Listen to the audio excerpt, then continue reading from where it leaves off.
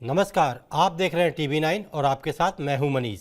दरअसल सोने की चर्चा इन दिनों काफ़ी बज बना हुआ है। जब से प्रधानमंत्री मोदी ने कहा कि लोगों को सोना खरीदना टालना चाहिए कम से कम 1 साल के लिए, उस दिन से सोना एक बार फिर चर्चा में आ गया है। उसके बाद डबल अटैक तब पड़ा जब सोने पर इंपोर्ट ड्यूटी लगा दी गई। तो अब ऐसे में क्या सोने, हालांकि उसके बाद सोने में काफ़ी तेज़ी देखी गई, आज दाम 9,000 रुपये से ऊपर सोने का था। तो क्या अब सोने के दाम और तेज़ी से बढ़ेंगे या घटेंगे, या इन सवालों का क्या जवाब होगा? इसके लिए हमारे साथ एक्सपर्ट जुड़े हैं और एक नहीं दो एक्सपर्ट हैं। एक तो है अजय केडिया जी। सर, आपका टीवी 9 पे बहुत बहुत स्वागत है। अजय बहुत बहुत केडिया धन्यवाद मनीष जी मुझे बुलाने के लिए। जी सर, ये केडिया एडवाइजरी के डायरेक्टर हैं। दूसरे हैं सुमित गर्ग जी, जो कि फाउंडर है दिल्ली डायमंड्स के। सर, आप दोनों का टीवी 9 पे बहुत बहुत स्वागत है। जी केडिया सर, मेरा पहला सवाल आपसे है कि ये जो सोने पर गोल्ड पर डबल अटैक हुआ है, इसको आप क्या देखते हैं? फर्स्ट कमेंट आपका क्या है इस पे? नमस्कार मनीष जी। जी काफी बड़ा हम बोल सकते हैं एक्शन प्लान बना है, क्योंकि जब संडे कैजुअल बैठक रैली में जब मोदी जी ने कहा था कि आपको सोना 1 साल रुकना चाहिए, खाली सोने के पीछे नहीं, फॉरेन रिजर्व के बारे में बताया उन्होंने, पेट्रोल डीजल के बारे में भी बताया और फॉरेन टूर के बारे में बताया। तो ऐसा लग रहा है कि जो इंटरनेशनल मार्केट में जो इस वक्त यूएस और ईरान के बीच में जो तनाव है उसका रिफ्लेक्शन अब ये बढ़ता हुआ दिखाई दे रहा है। हाँ, ये बिल्कुल कतई ऐसा लग नहीं रहा था कि ड्यूटी एक ऐसा एक्शन होगा, क्योंकि 2022-23 में हम जानते हैं कि ड्यूटी 15% ही हुआ करती थी। बट जी जब हमने 2023 में इसमें कटौती आते हुए 24 में कटौती आते हुए देखी थी, तब ये बताया गया था कि इससे स्मगलिंग ज्यादा हो रही है, इसलिए हमें कट करना पड़ रहा है। और उसी के नतीजे हमने भाव में और ड्यूटी में दोनों में हमने नरमी आते हुए देखी है। तो बट जो एक्शन लिया है वो डेफिनेटली देश हित में लिया गया है। बट इससे इम्पैक्ट डिमांड पे भी पड़ता हुआ दिखाई देगा। और ऐसे टाइम पे हम देख रहे हैं कि लगभग हमने 2021 में 1,000 टन सोना इंपोर्ट किया था, और ड्यूटी जब 15% थी तब भी 750-800 टन का इंपोर्ट ऑन एन एवरेज हो रहा था। तो मुझे नहीं लगता इसका कोई ज्यादा बड़ा फर्क पड़ेगा, क्योंकि पहले भी हम 700-800 टन इंपोर्ट कर ही रहे थे। हाँ, जी इस बार घर का बजट बिगड़ता हुआ दिख रहा है, कच्चे तेल और लॉजिस्टिक ये सबसे हो सकता है उससे थोड़ा बहुत डिमांड में डिटोरेशन आए। बट कुल मिला के शॉकिंग न्यूज थी। अब देखना है कि इस पे गोल्ड कैसे क्या जी रिएक्ट करेगा, क्योंकि 9% की तेजी आनी चाहिए थी आज, अब जी तक 6% की तेजी आई है। बट ओवरऑल मुझे लगता है कहीं ना कहीं इम्पैक्ट दिखेगा इसमें। जी, इस पे इम्पैक्ट दिखेगा, आप ऐसा कह रहे हैं। सुमित सर, मेरा दूसरा सवाल आपसे है, क्योंकि आप रिटेल का कारोबार भी करते हैं। तो रिटेल मार्केट में इसको आप कैसे देखा जा रहा है? क्या ग्राहकों की संख्या कम हो गई है पीएम के बोलने के बाद, या फिर दुकानदारी कम हो गई है आप लोगों की, या क्या असर पड़ रहा है इसका? ये हेलो। जी मतलब बोलिए, आपकी आवाज़ आ रही है।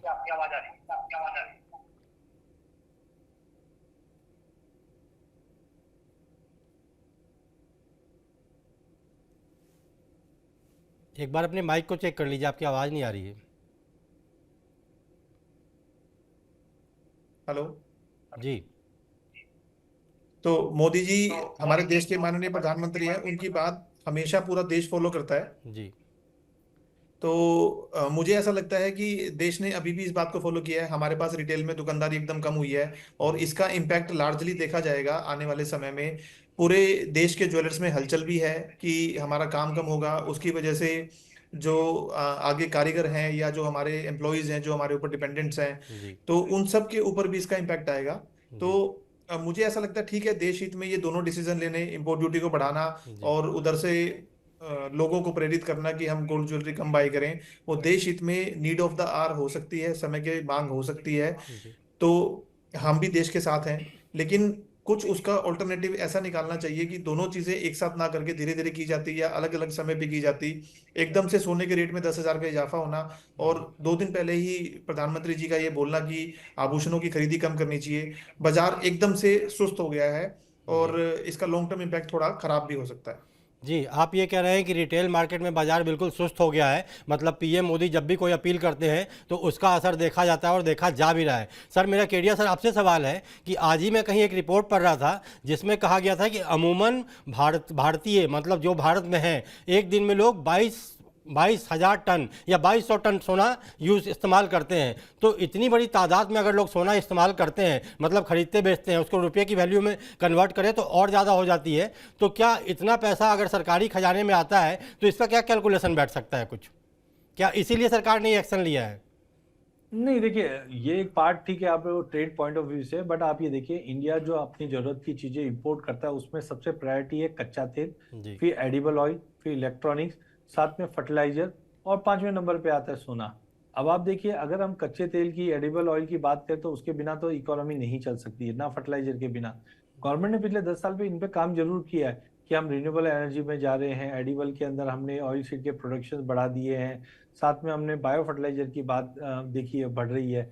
लेकिन सोने का कोई विकल्प नहीं, और जो भी सोना हम इंपोर्ट करते हैं, एक्चुअली हम सोना बाई ही नहीं करते हैं, हम सोने को कंज्यूम करते हैं। जी। तो जो सोना हम इंपोर्ट करते हैं वो हम हमारे घर में तिजोरियों में आ जाते हैं। इसी के तहत हम देख रहे हैं करीबन 20,000 टन सोना घरों में और 3,500-4,000 टन मोटा मोटी टेम्पल में है। तो जी। अगर आप ये देखिए 24-25,000 टन अगर हमारे घरों में पड़ा हुआ है और इसी तरीके से अगर हम इंपोर्ट करेंगे तो फॉरेक्स रिजर्व में डेफिनेटली डिस्पैरिटी बनेगी, क्योंकि पिछले 5 सालों में भाव में भी जो बड़ी तेजी आई तो आउटफ्लो हमारा और बढ़ता हुआ दिखाई दिया है। 2021 में हमने लगभग 1,000 टन से ज्यादा सोना इंपोर्ट कर लिया था, जिसके चलते ड्यूटी बढ़ के 15% हुई थी। ड्यूटी जी। बढ़ने के बावजूद हमने देखा कि 750-800 टन तो हम लोग नॉर्मली ले ही रहे हैं। तो मुझे जी। लगता है पहला कारण था कि ड्यूटी बढ़ाने का कि इस पे थोड़ा विराम लगे, और दूसरा अपने फॉरेक्स रिजर्व में जो डिप्लेशन आता हुआ दिखाई दिया, 726 बिलियन का जो हमारा रिजर्व था वो ड्रॉप होकर 690 आ गया है। तो मुझे जी। लगता है उसकी वजह से ये एक्शन लिया गया है। जी। जी सुमित सर, मैं आपके पास आ रहा हूँ। जैसे कि रिटेल का आपने बताया कि दुकानों में सन्नाटा हो गया है, मतलब 2 दिन से, मतलब उतनी खरीदारी नहीं हो रही जितनी होनी चाहिए। तो सर एक रिपोर्ट मैं सुबह ही पढ़ रहा था, उसमें कहा गया था कि मतलब बाजार में भीड़ होगी क्योंकि शादियों का सीज़न है और लोग कुछ करें ना करें लेकिन सोने में शादियों में तो सोना खरीदेंगे ही खरीदेंगे। और ऐसा कहा जा रहा है कि लोग पीएम मोदी की बात को टालेंगे भी नहीं, लेकिन शादी को भी टाला नहीं जा सकता है। तो क्योंकि भारतीय मेंटेलिटी ऐसी है और एक परंपरा बनी हुई है, और ख़ास करके ये चीज़ साउथ में ज़्यादा देखी जाती है। तो सर इसको आप कैसे देखते हैं, क्या आपको उम्मीद लगती है कैसा हो सकता है?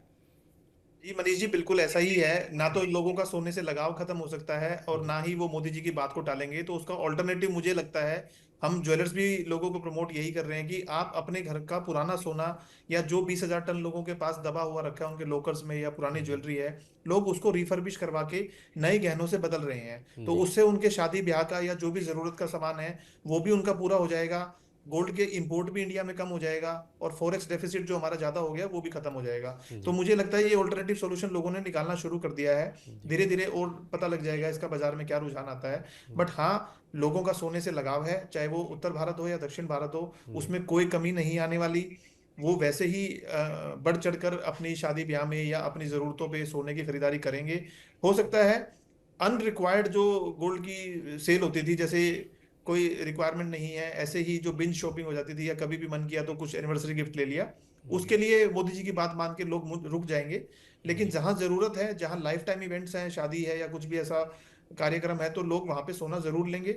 ऑल्टरनेटिवली ये हो सकता है कि लोग बदल के पुरानी ज्वेलरी अपनी दे दें वहां पे। जी, मतलब ये एक आप, चेंज हो सकता जी, ये आपने बिल्कुल सही कहा कि लोग सोना तो लेंगे ही, लेकिन हालांकि यहाँ पे ये कहा गया है कि सोना 1 साल के लिए टालने की कोशिश करें। सरकार आपको बाउंड नहीं कर रही है कि आप बिल्कुल नहीं खरीदो, लेकिन पीएम मोदी की सलाह पब्लिक हमेशा मानती आई है, कोरोना काल से ही देखा गया है। तो सर केडिया सर, आपसे मेरा एक सवाल है कि ये जो इम्पोर्ट ड्यूटी बढ़ाई गई है, तो एक थोड़ा आम दर्शक को आप समझाएंगे कि इम्पोर्ट ड्यूटी का खेल कैसे होता है और हेरा फेरी कैसे होती है, कैसे सस्ते जगह पे जहाँ सोना मिलता है वहाँ से टैक्स हेवन चोरी करके फिर इंडिया में सोना लाया जाता है, और सरकार ये कदम बार बार इसीलिए उठाती है ताकि इस पर बैन लगाया जा सके या इसको कम किया जा सके। थोड़ा ये खेल आम जनता की भाषा में जरा समझा दीजिए सर।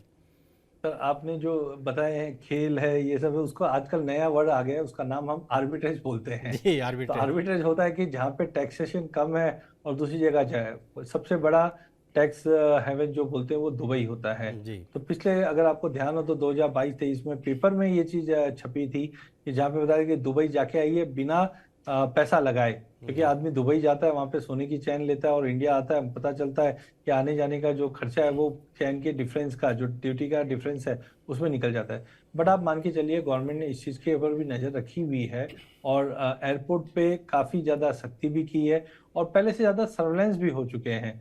बट जनरली हम देखते हैं कि जहाँ पे ड्यूटी कम होती है वहां से सोना निकलता है, और जहाँ पे ड्यूटी ज्यादा है, मतलब इंडिया आज 15% की ड्यूटी है, तो ये डिफरेंस का एक तरह का हम बोल सकते हैं जो ब्लैक मार्केटिंग है, या बॉलीवुड में आपने देखा होगा 70 80 90 के दशक में जो चीजें बन रही थी दिख रही थी, जी। वो इसी हायर इंपोर्ट ड्यूटी की वजह से हो रहा था। बट मुझे लगता है गवर्नमेंट ने ऑलरेडी 22 में 23 में जब ये ड्यूटी ड्रॉप करने की बात की थी, तब उन्होंने कहा भी था कि स्मगलिंग ज्यादा हो रही है, इसके लिए कर रहे हैं। तो मुझे लगता है कि ये एक टेम्पररी फेज है जहाँ पे गवर्नमेंट ने ये एक्शंस लिए हैं।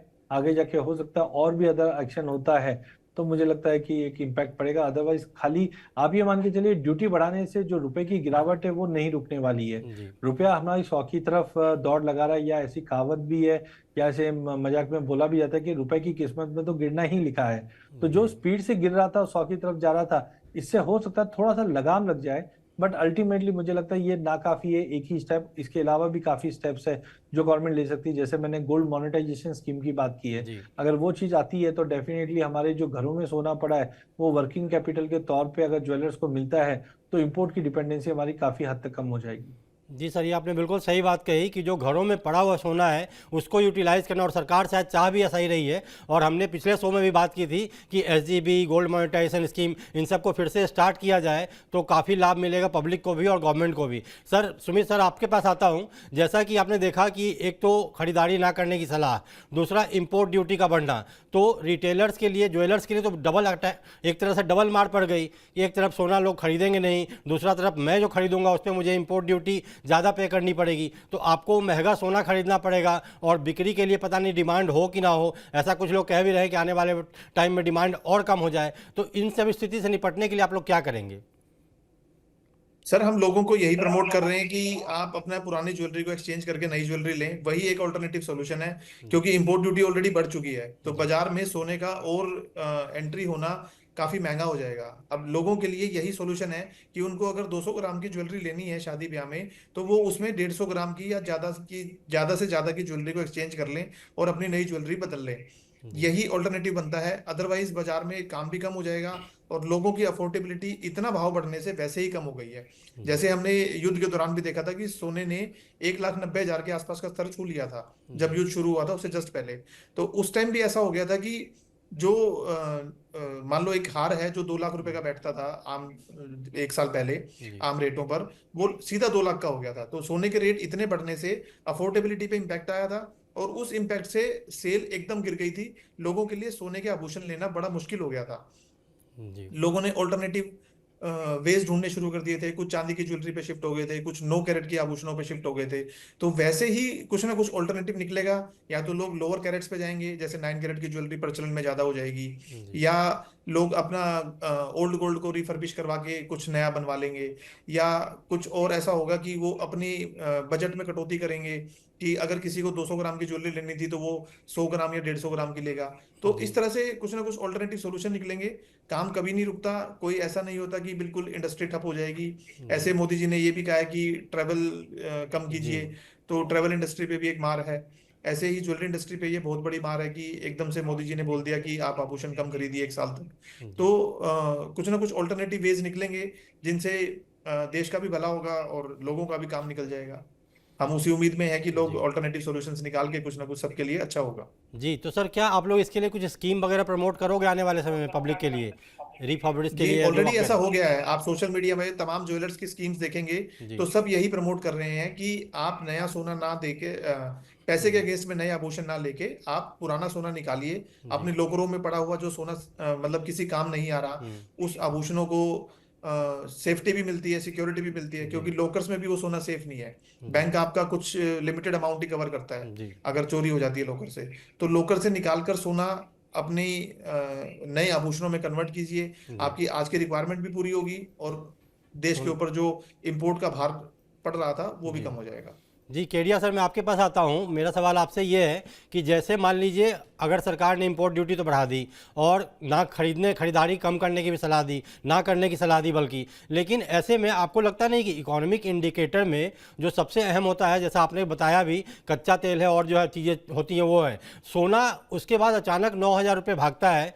मतलब ये इंपोर्ट ड्यूटी की वजह से भागा कि खरीदारी ना करने की सलाह की वजह से, कि लोगों में पैनिक मच गया कि भैया आप तो पता नहीं सोना मिलेगा कि नहीं मिलेगा, बिकेगा कि नहीं, क्योंकि कई जगह ऐसी खबरें भी आ रही हैं कि लोग सोना स्टॉक करना शुरू करेंगे, जमा करना शुरू करेंगे, ताकि पता नहीं फिर ऐसा ना बोल दिया जाए कि बिल्कुल बैन कर दो, खरीदो मत।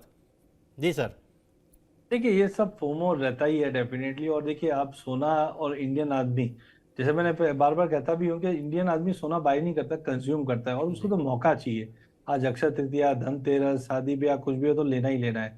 हाँ, एक थोड़ा सा कंसर्न जरूर हो जाता है जब संडे के दिन हमने ये देखा, तो बहुत बार तो मेरे पास भी फोन आया कि अरे सर, हमने देखा था कि 2016 में जब नोटबंदी की बात हुई तो ऐसी बात हुई यार, नोट ही गायब हो गए थे तो सोना आएगा, तो वो एक होर्डिंग क्रिएट कर सकता है। और जी उसी के चलते हम देख रहे हैं थोड़ी बहुत बाइंग भी लौटी है। बट डर भी है। देखिए, आज बोलना इजी है कि मैं सोना बाय करूंगा, लेकिन अगर आपके घर के बिल ड्यू है और इन्फ्लेशन बढ़ रहा है, आज आप जी देखिए कच्चा तेल 70 दिन हो चुके हैं $100 के ऊपर टिका हुआ है। जी आज यूएस और चाइना की बैठक है, आज और कल।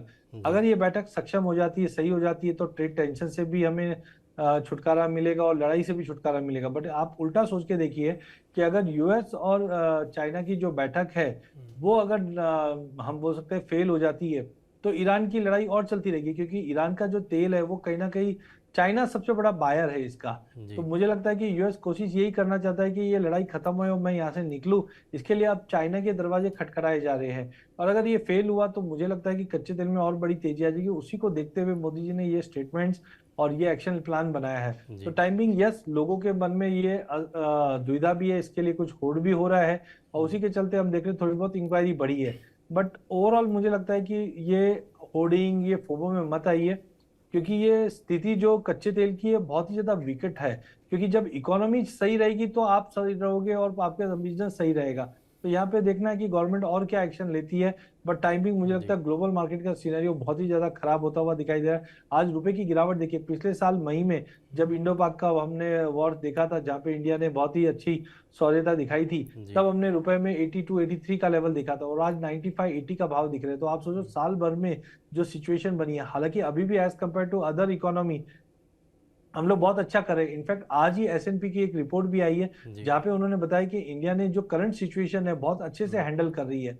बट अगर यहाँ पे ये स्टेप्स लिए नहीं गए तो आगे जाके हमारे लिए भी एक पैनिक सिचुएशन क्रिएट हो सकता है। जी सर, ये एसएनपी की रिपोर्ट मैंने भी पढ़ी थी और उसमें बहुत सारा ऐसा कुछ कहा गया है कि इंडिया ग्रोथ पे बाकी कंट्रीज़ के मुकाबले काफ़ी आगे और आगे चलेगी। सर, मैं एक सवाल और करना चाह रहा हूँ आपसे कि जो ये फैसला है, ये तो आपने बताया कि पैनिक में होर्डिंग्स हो रही है, सब कुछ हो रहा है, लेकिन आपको लगता है, क्योंकि एक एक्सपर्ट से मैंने पूछा था, उनका नाम नहीं लूँगा मैं यहाँ पे चैनल पे, लेकिन उन्होंने कहा था कि क्योंकि गोल्ड की कीमतें इंटरनेशनल मार्केट से तय होती हैं, घरेलू मार्केट से नहीं, लेकिन जब घरेलू मार्केट में कोई डिमांड ही नहीं बचेगी तो सोना सस्ता होना जरूर, मतलब उसके पास कोई चारा नहीं बचेगा सस्ता होने के लिए। तो एक साल में उन्होंने एक आंकड़ा बताया कि 50,000 रुपये तक सोने के दाम गिर सकते हैं। क्या आपको भी ऐसा लगता है क्या कि एक साल में सोना 50,000 रुपये सस्ता हो जाएगा? सर, मेरे को लगता है उन्होंने थोड़ा कम बताया है। अच्छा। देखिए, मैं उसके ऊपर आपको लॉजिक बताता हूँ। आप 2008 देख लीजिए, 2020 देख लीजिए, 2022 देख लीजिए, कभी भी विश्वव्यापी ऐसी कोई भी अगर आपदा आती है जी। तो सोना जनरली बढ़ना चाहिए। बट आप 2008 में, अगर आपको ध्यान है, फरवरी में कच्चा तेल $150 टच हुआ था और सोने में भारी गिरावट आई थी, और अक्टूबर 2008 $640 से सोना बढ़ना चालू होता है, तब जाकर ये 1920 का हाई मारता है। जी चलिए, बहुत पुरानी बात हो गई, 2022 ले लेते। 2022 में रशिया यूक्रेन का वॉर हुआ था, तब हमने देखा था कि प्राइजेस के अंदर हमने एक फॉल आते हुए देखा। पहले $2100 से करीबन $1600, और वहां से जो तेजी आई वो $5600। तो मुझे लगता है यस, सोने में, क्योंकि आज आप अपने बजट्स को देखोगे, एनर्जी क्राइसिस है उसको देखोगे, या कहीं ना कहीं सोना बाय करोगे, तो टेम्पररी मुझे लगता है एक गिरावट मिलेगी। और उस गिरावट के बाद आप लेके चलिए, सोना यहाँ से भी डबल होता हुआ दिखेगा, बट 2 से 2.5 साल लगेगा उसमें। जी, मतलब 2 से 2.5 साल लगेगा सोने को बढ़ने में, और फिलहाल एक साल में कीमतें कम होंगी। मुझे लगता है सितंबर अक्टूबर तक मार्केट में दबाव रहेगा। सितंबर अक्टूबर के बाद मार्केट के अंदर फिर से एक अच्छी तेजी आनी चाहिए, मतलब आप क्योंकि कह रहे अभी आप हैं देखिए दिवाली से पहले तक। दुबई प्रॉपर्टी मार्केट 35% टूटा हुआ है। जी ठीक है, इक्विटी मार्केट में गिरावट है, करेंसी में गिरावट है, क्रिप्टो में हमने गिरावट आती हुई देखी, जो इंडिया में इलीगल भी है। तो कहने का मतलब, अभी जो पैनिक सिचुएशन है उसकी वजह से सोने में मुझे थोड़ा दबाव दिखता है, बट उसके बाद मार्केट में अच्छी ठीक रिकवरी है। बनती है। चलिए सर, लगता है मुझे आपको कहीं निकलना है, इसके लिए मैं आपका टाइम और ख़राब नहीं करूंगा, तो आपको टीवी नाइन के समय देने के लिए बहुत बहुत धन्यवाद। बहुत धन्यवाद। हम लोग सुमित सर से आगे कंटिन्यू करते हैं। जी जी सुमित सर, मेरा अगला सवाल आपसे ये है। जी सर। जी सर, मेरा अगला सवाल आपसे ये है कि जैसा आपने बताया कि हमारे पास ऑल्टरनेटिव्स की कमी नहीं है और हम उस पे अब आगे चलेंगे, क्योंकि जब भी कोई मुसीबत आती है तो इंसान उसका सॉल्यूशन ढूंढता ही है, जैसा कि ये इंसानी फितरत है। तो सर आपने तो एक दो चीज़ें बताई, अब ये बताइए जैसा केडिया साहब बता रहे थे और भी एक्सपर्ट बता रहे हैं कि सोने के दाम में गिरावट आ सकती है नियर टर्म्स में, मतलब विद इन 2-3 मंथ्स। तो गिरावट आएगी तो फिर और क्या लोग खरीदेंगे फिर या क्या करेंगे? देखिए, मैं केडिया जी की बात से सहमत हूँ कि अगर ये इंडो यूएस चाइना की जो वार्ता होनी है, अगर उसके पॉजिटिव इम्पैक्ट नहीं आते हैं तो क्रूड ऑयल के प्राइसेस बढ़ेंगे, और एनर्जी जहाँ पे क्राइसिस आता है तो वहाँ पे लोग खाना छोड़ के गोल्ड की तरफ नहीं भागेंगे। आदमी हमेशा पहले एनर्जी को बचाएगा, उसके बाद गोल्ड की तरफ भागेगा। तो ऐसी सिचुएशन में हमेशा जब क्रूड बढ़ेगा तो गोल्ड घटेगा। तो अगर अभी जो गोल्ड की मार्केट है वो बहुत ही सिचुएशनल और बहुत ही न्यूज़ बेस्ड है, कब क्या होगा उसके वजह से सब कुछ चेंज हो जाता है। तो ऐसे माहौल में प्रिडिक्ट करना कि कहाँ पे मार्केट जाएगी थोड़ा सा टफ है।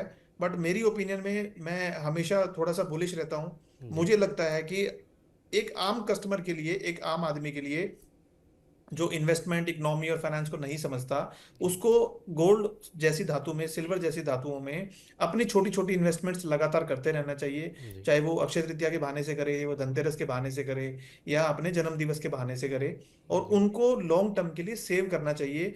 कभी ना कभी आपको, जैसे केडिया जी ने भी बताया कि सितंबर अक्टूबर तक दबाव होगा, उसके बाद लॉन्ग टर्म इन्वेस्टर्स के लिए मैं कह रहा हूँ कि जी गोल्ड हमेशा बहुत अच्छी रिटर्न देके जाएगा। ये एक ऐसा मेटल है जो फिजिकल मेटल है, टेंजिबल इन्वेस्टमेंट है, कोई जी पेपर ट्रेडिंग नहीं है।